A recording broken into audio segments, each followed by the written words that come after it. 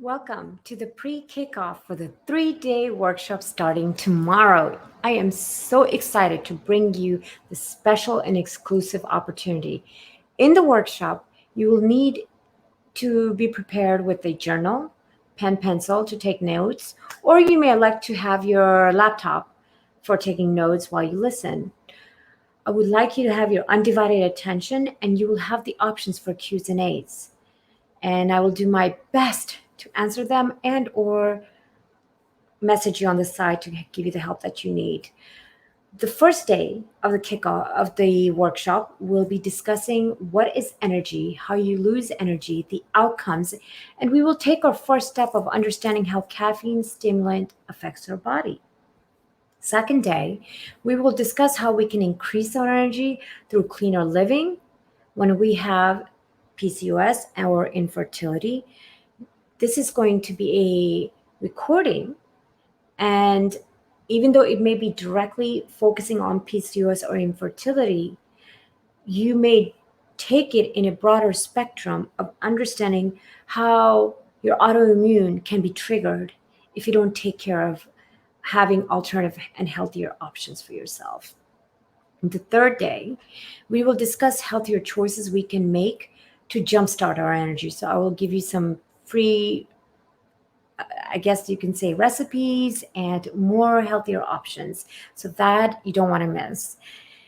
So for today, I will give you how we need to listen to our body when something is off.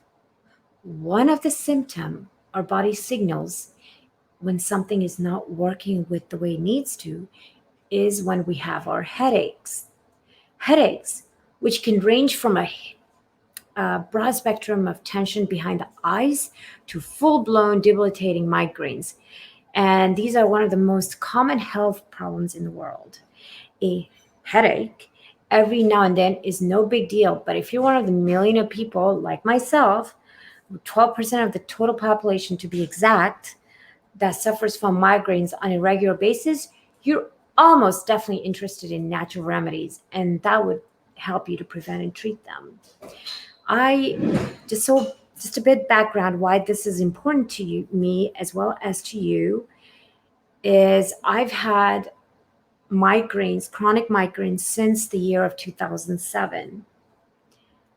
I can honestly say, with the alternative methods and better taking care, better health, healthier options, I am now migraine free. I may get occasional headaches, outbursts one here and there based upon the food triggers.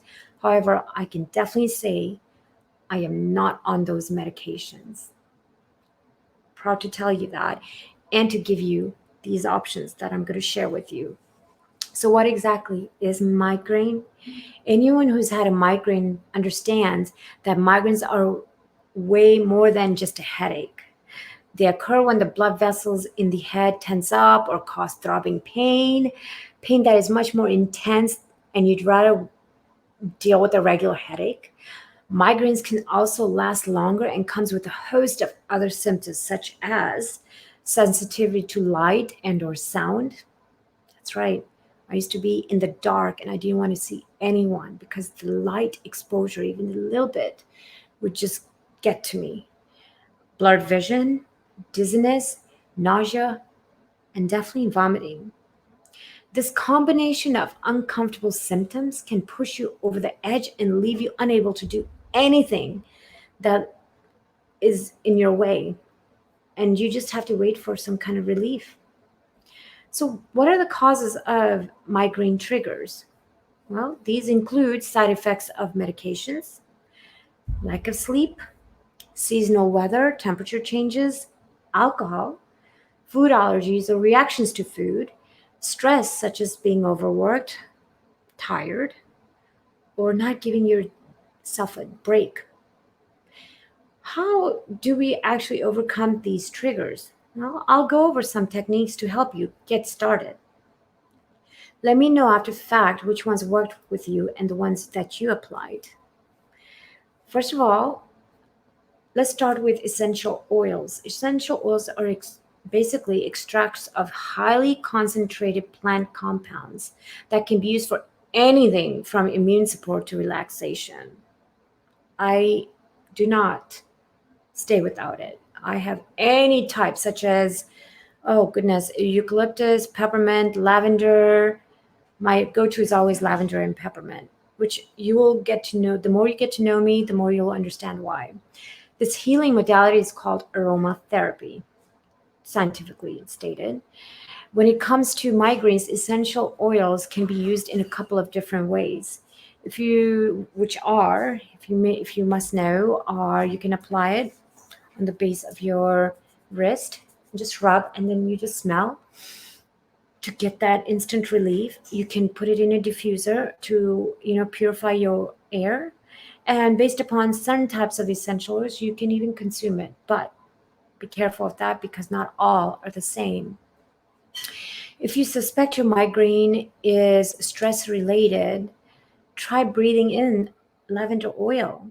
You can use, as I mentioned, diffuser to distribute the scent in your home, or a few drops of essential oils such as lavender or peppermint on your wrist and inhale that. And the peppermint can relieve pain and cause a cooling sensation when applied topically. I love peppermint and I think it's one of the go-to for me. I recommend you use these on the neck also, or the temples. Just make sure to avoid your eyes because it is actually potent and strong. I've done that. Let's talk about elimination of diet or food based upon food allergies you may be having and not even realize it, actually, because most of my patients and clients don't realize that they're having these side effects based on food. And I can't tell you how many times I've had to tell you that the number one cause is based upon what you're consuming.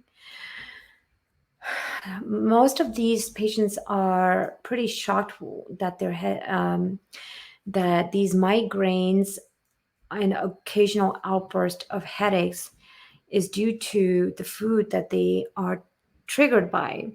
So how do you know, basically?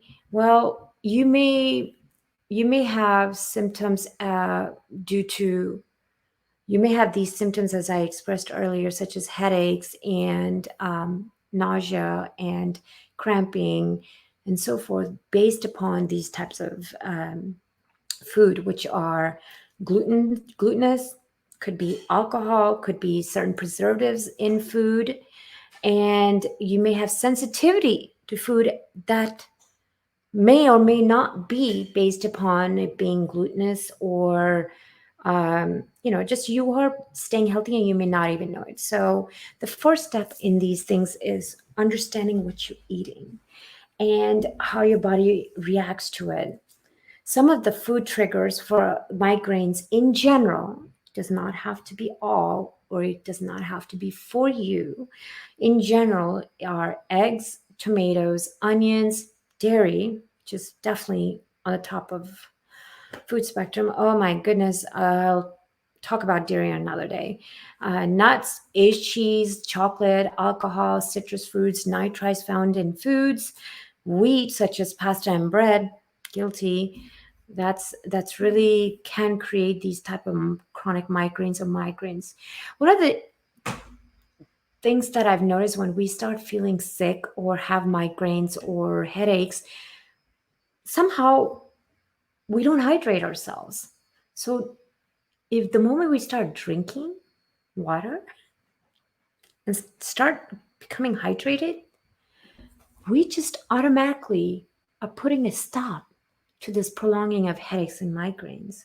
So stay hydrated, my friends, with herbal tea or lemon water, or if you're not able to drink plain water, just flavor it, and you will be fine. I love, and I my go-to is lemon and water. I think it's a great detox method and it gets any of that toxic out of your body. So try and let me know how it goes.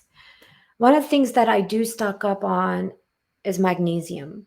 Magnesium is the most important supplement around, and it's the fourth most abundant mineral in your body and essential for a ton of different bodily functions, which includes blood sugar regulation, muscle contraction, relaxation of the blood vessels that tense up during a migraine.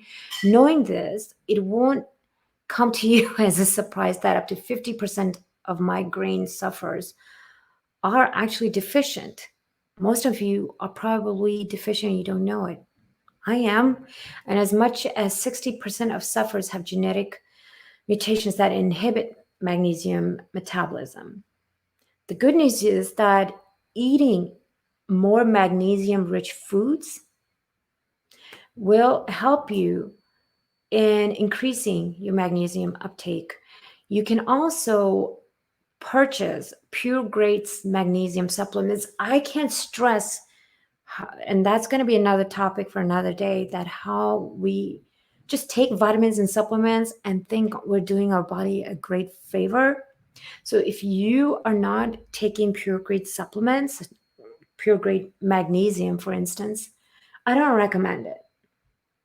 So stick to pure grade magnesium. If you have questions around that, please see me after this talk. Uh, f- so magnesium, bottom line, can help you to stop the migraine triggers. And I personally take it on a daily basis. I give my entire family on a daily basis magnesium. And that's how important this is to you. Let's talk about um, stress, which I have, it's my biggest, biggest concern for anybody and everybody, because most people think that they don't have stress, they don't have anxiety, they don't have, oh, you name it. But stress comes in many different forms and you don't even realize it. Stress is a known cause of migraines, and oftentimes our approach to stress is more about managing it instead of preventing it.